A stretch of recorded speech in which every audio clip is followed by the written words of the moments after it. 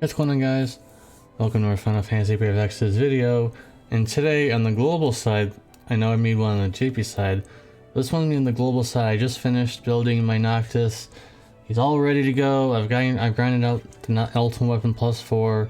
So yeah, let's get into what we need to do.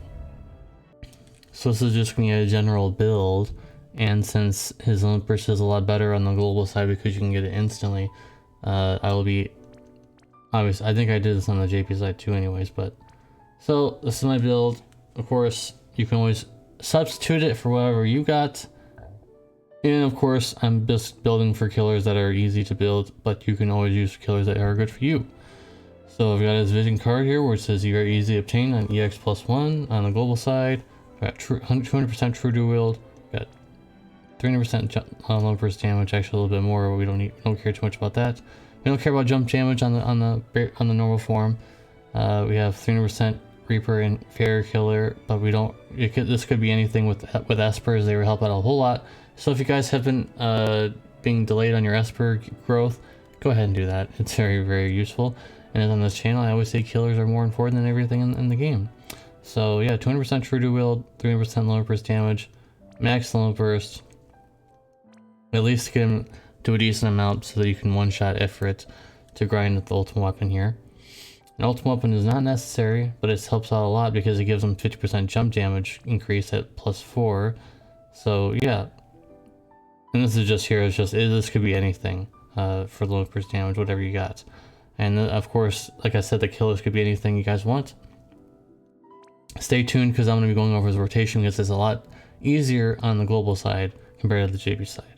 And yes, now we have 800% jump damage. Of course, you could figure out your own way to get that 800%. Hope you guys grinded that Chocopro's hat because I recommended I screamed to the heavens, grind this out, grind it out. So hope you guys did that.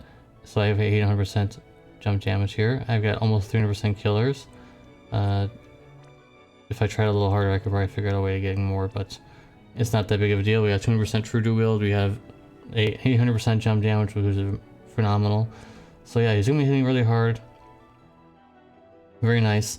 And also his TMR is quite nice. If I had his S TMR, I think you'd be able to maneuver stuff around, get more killers and whatnot. But his S TMR is not needed, as you guys can see right here. I don't have his S TMR, and I have a lot of very easily accessible stuff that you can easily get. Some stuff not so much, but like I said, these killers could be anything you want.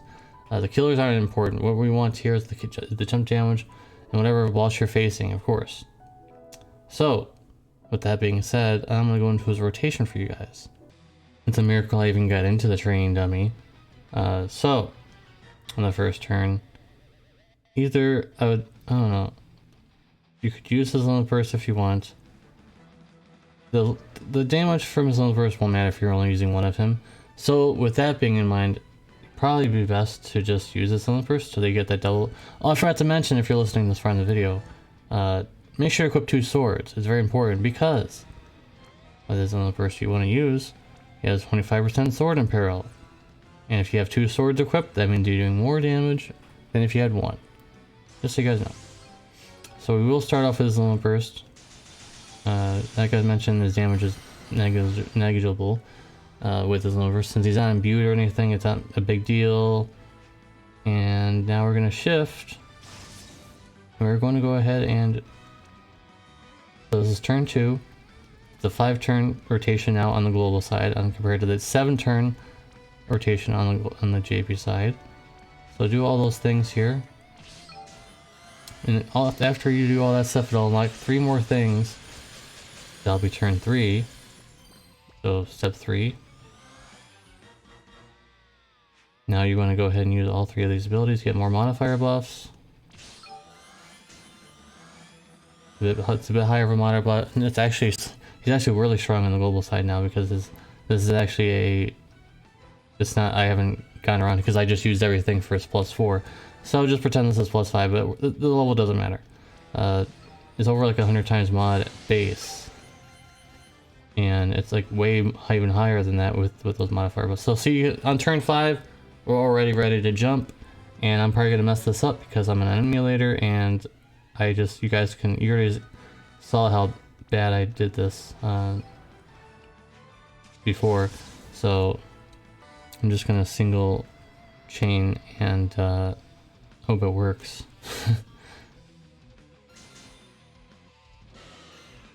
That was bad. See, it was a little laggy there. I was getting kind of worried, but you get the general idea.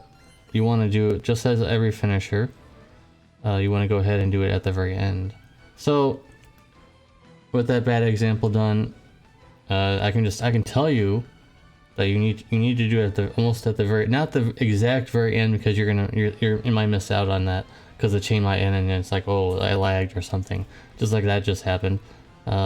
Except mine was just brain lag.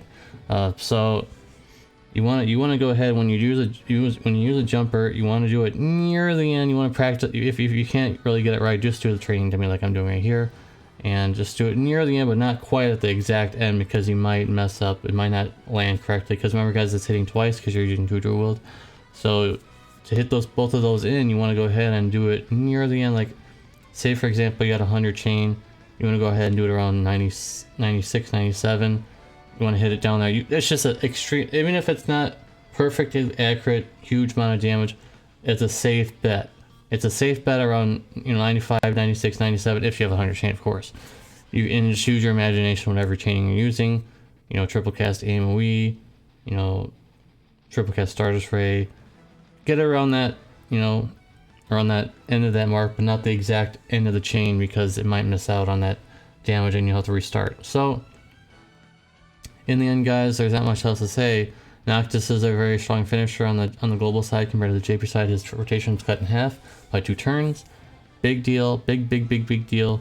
And the reason for his 7 turns on the JP side is because his jump counts as 2 turns instead of now it's on the only 1 turn on the global side, which is huge. Big deal. Big deal. So if you guys pulled for Noctis, congratulations. If you didn't, maybe he'll come in an off-banner pull, and then you can come back to this video later and you're like, hey, I have this Noctis now, I can build him, and this is how I should build him. So thank you guys for watching. There's not much else to say. Unfortunately, I can't show him off in a lot of trials because I was just lucky to even get into this, because I tried like 7 times to get into this. So thank you guys for watching again. Make sure you like the video if you liked it, and subscribe if you're new around here. If you've been delayed to subscribe to my channel, hopefully this video will have earned your subscription to my channel. Thank you guys for watching again. I said like 3 times already because I'm just so happy that I got this out to you guys. And I'll see you guys in the next one. Peace.